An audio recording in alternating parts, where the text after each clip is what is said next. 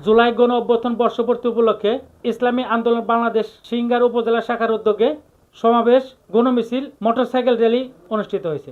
মঙ্গলবার 5 আগস্ট সকাল 10টায় উপজেলা চত্বরে এই সমাবেশ অনুষ্ঠিত হয়।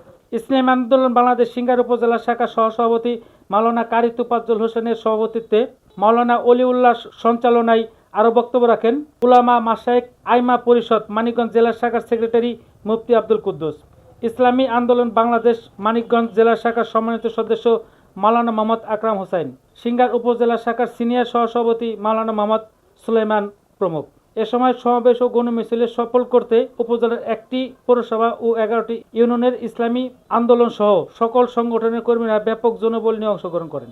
প্রধান অতিথি হিসেবে বক্তব্য রাখেন ইসলামী আন্দোলন বাংলাদেশ সিংগার উপজেলা শাখার সভাপতি ও মানিকগঞ্জ 2 আসন থেকে হাত পাখার মার্কার এমপি প্রার্থী মোহাম্মদ আলী।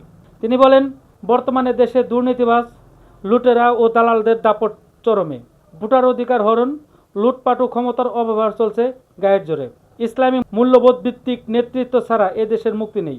সিংগার ও হরিরামপুর এবং সদর উপজেলার 3টি ইউনিয়নের মানুষ যদি আমাকে সুযোগ দেন, আমি ইনসাফ, ন্যায় ও উন্নয়নের রাজনীতি গড়ে তুলব। নীতি নৈতিকতাহীন সমাজ থেকে জাতিকে মুক্ত দিতে মানুষ হাত পাখা ছাড়ার কোনো বিকল্প নেই।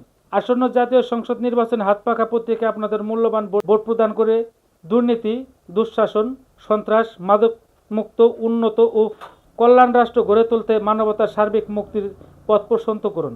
দেশের জুলুম, অত্যাচার, দুর্নীতি, পাপাচার, হত্যা, ধর্ষণ, লুটের মদত ও ইনসাফ ভিত্তিক রাষ্ট্র কায়েম করার জন্য আসন্ন ত্রয়োদশ জাতীয় নির্বাচনে হাত পাখায় প্রতীকে ভোট প্রদান করে শান্তিকামী জনতাকে ঐক্যবদ্ধ হয়ে কাজ করার আহ্বান জানান তিনি এবং পিআর পদ্ধতি নির্বাচনে দ্রুত নির্বাচন দেওয়ার আহ্বানও জানান। বক্তারা আরও বলেন, জুলাই গণ অভ্যুত্থান কোনো সাধারণ ঘটনা নয়, এটি একটি অন্যায়ের বিরুদ্ধে ঐতিহাসিক প্রতিবাদ।